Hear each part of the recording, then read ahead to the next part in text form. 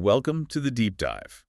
You're listening because, well, you know that feeling, right? You can understand English pretty well. You've got a decent grasp of the grammar, maybe. Yeah. But when it comes to actually speaking, it's like your brain just gets stuck, freezes. Mm-hmm.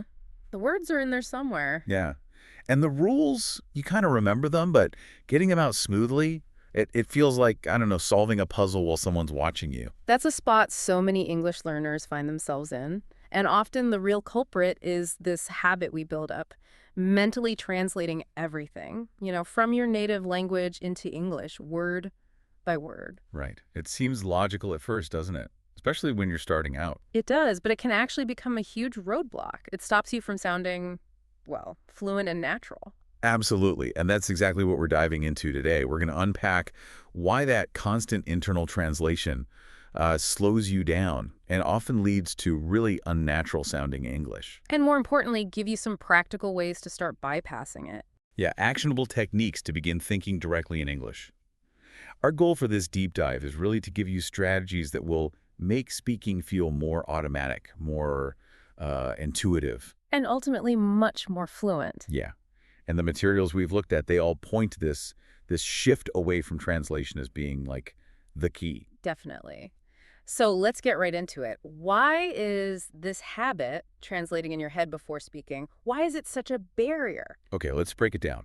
The first really big issue is that English, well, like any language, it has its own way of doing things, its own structure. Right. It's not just a code for your native language. Exactly. Sentence structures are different. Idioms almost never translate directly. Oh, definitely not. And even simple everyday phrases can sound completely bizarre if you just swap the words. And it's interesting, isn't it? You could translate something, and each word might be technically correct. Yeah. But the whole sentence just sounds off, unnatural, or even confusing to a native speaker. Like those idioms you mentioned, raining cats and dogs. Try translating that literally. Yeah, you'd get some very strange looks in most languages. It wouldn't mean heavy rain at all. It's like trying to build IKEA furniture with instructions for, I don't know, a different bookshelf entirely. Huh.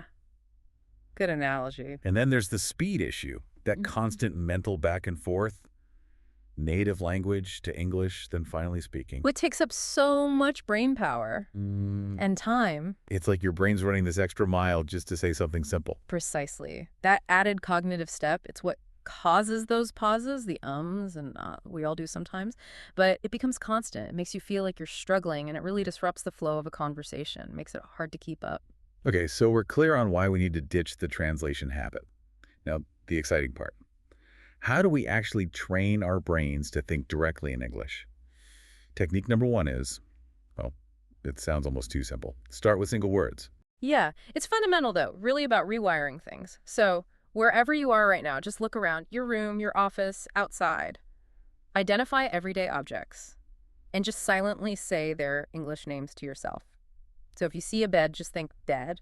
Not this is a bed or anything. Just the word. Window, door, lamp, book or tree, car, sky, chair, table, cup, whatever's there. It feels basic, maybe, but the power is in making that direct link, right?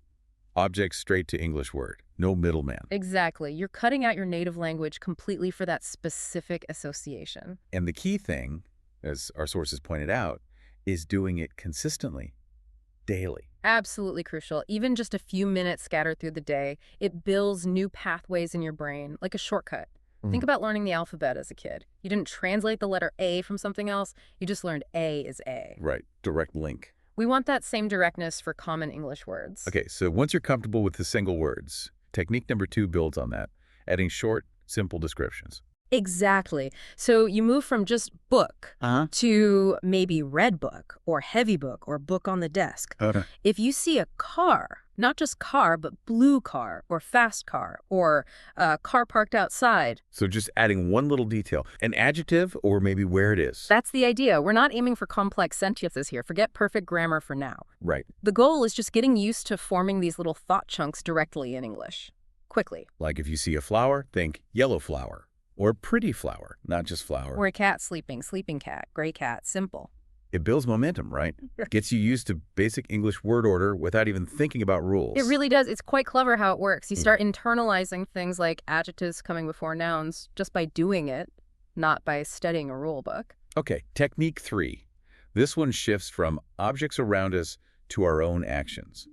Thinking about what you are doing in English. Yeah, this is where you start weaving English into your actual day, your routine. As you do things, try to mentally narrate them. Simple sentences. Like if I'm making coffee. Think, I am making coffee. Or, I am pouring water, I am adding milk, I am stirring. Okay. Or getting dressed.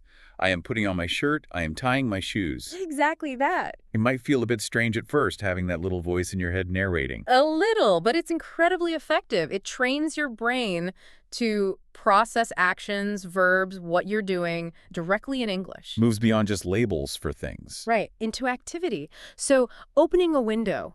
I am opening the window. Reading, I am reading a book. Walking, I am walking. And you can do this anytime, anywhere, pretty much. Yep. Cooking, cleaning, commuting. Loads of opportunities, just those little moments. Okay, technique 4 is about speed.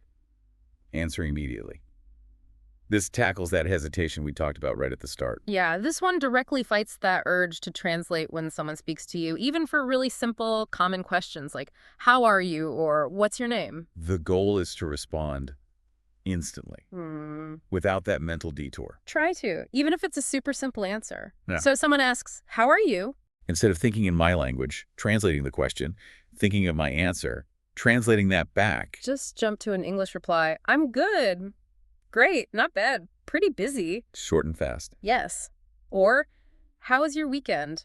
Don't translate your whole weekend story. Just, it was good, relaxing, busy but fun. Even if it feels too simple. The speed is the key here. It breaks the translation habit for those common phrases, makes you sound much more natural in conversation. Builds that reflex. Exactly. Yeah. Training your brain to access those ready-made English chunks automatically. It might feel a bit exposed at first, not having time to carefully craft the perfect answer. Yeah, I can see that. But it's a really crucial step for sounding more conversational. Okay. Technique number 5 takes this internal practice even further. Using English for, like, mental tasks, planning. Right. So consciously switch your internal monologue for those everyday mental jobs, making a mental shopping list. Try thinking buy milk, get eggs, need in English. Not in your native language first. Try not to. Or planning your day. Think, wake up at 7, have breakfast, meeting at 10, call David. It's about making English the default language for your internal world, too, not just when you have to speak to someone else. Precisely. The more you use English for these background mental tasks, the more it just becomes your brain's go-to language, less reliance on translation over time. So if I need to remember something, make the mental note in English, like remember keys. Perfect. Or even thinking through a simple problem. Okay, first I need to do X, then Y. Try doing that internal reasoning in English. Or maybe mentally rehearsing a quick chat you need to have later. Absolutely. Or even just, reflecting on your day for a minute or two in English. Today was okay, that meeting was long, looking forward to dinner. Okay, so those are all great techniques for training our brains. But you mentioned something else interesting from the sources. Looking at how native speakers themselves think and talk. Yes, that's a really insightful angle. Because fluency isn't just about vocabulary and grammar, right? It's also about understanding the natural rhythm, the flow, the way ideas are typically structured in English. Native speakers often organize thoughts in specific ways. Right. And one key thing was about sentence length. That native speakers tend to use shorter, more direct sentences in conversation. Exactly. They don't usually make these really long, complex, winding statements. Well, not typically in everyday chat. They break ideas down. Into smaller chunks, more digestible. Yeah. Think about that example given. Instead of something very formal like, if it's not too much trouble, would you be able to assist me with this particular task? Which sounds a bit stiff, maybe. A bit. A native speaker is much more likely to say something direct, like, can you help me with this? Or even just, hey, need some help with this. Right. Same meaning, but much more concise. Direct. So getting straight to the point. Fewer unnecessary words. Pretty much. So when you're practicing thinking in English, try to copy that a bit. Keep your internal sentences relatively short and focused. Instead of one long thought, maybe break it into 2 or 3 shorter ones in your head. Good idea. And another thing was about replies in conversation. We touched on, how are you? But it's broader than that. Native speakers often use really short, natural replies. Right, like if someone asks, did you have a good weekend? They might just say, yeah, great, or pretty good, not bad. They don't always launch into a full narrative unless asked for more detail. It's about being efficient, sounds like. Yeah. And just natural sounding. Exactly. You don't always need a full sentence. Yeah. So practicing those common short responses makes your own English sound much more conversational. Quick reactions again. Okay, practice the short answers. Got it? And then there are filler words, the ums and uhs, but also things like, well, like actually, I mean. Yes. Yeah. Sometimes people worry about using those too much. They can be overused, definitely, but they actually serve a purpose in natural speech. Oh, so. Well, they give you a tiny pause, thinking time, without just going silent, which can feel awkward. Right. Like instead of blurting out, I disagree, you might say. Well, I'm not sure I see it that way, or actually I was thinking, it softens things a bit, makes it sound less abrupt. Okay. Adds to the flow. Yeah, it contributes to the rhythm, but again, moderation is key. Too many likes or you-knows can sound hesitant or, frankly, annoying. So use them sparingly, but don't be afraid of them entirely. Pretty much. They can make you sound less robotic. So instead of a flat, I don't know, maybe, I'm not really sure. Or, well, I'd have to check that. Okay. So, thinking like a native speaker involves short sentences, quick, natural replies, and maybe using fillers appropriately. That's a good summary. Aim for clarity, directness, but also that natural conversational flow. And it's okay to make mistakes. That came up too. Absolutely crucial. Fluency isn't about perfection. It's about communication, naturalness, getting your ideas across. Practice is the key, and mistakes are just part of learning. The more you practice thinking this way, the more automatic it becomes. All right, so we've got the why and a how, a bunch of techniques. Now it's time to actually do something. We've got a challenge for you listeners. Yes, to really kickstart this thinking in English habit, for the next hour, starting now if you can, really focus on that mental naming exercise. Look around wherever you are. Silently name everything you see in English. And really try not to translate first, just object English word. Exactly. Direct connection. And if you're feeling ambitious, take it up a notch. Yeah, try describing simple actions you're doing in your head. Basic English sentences.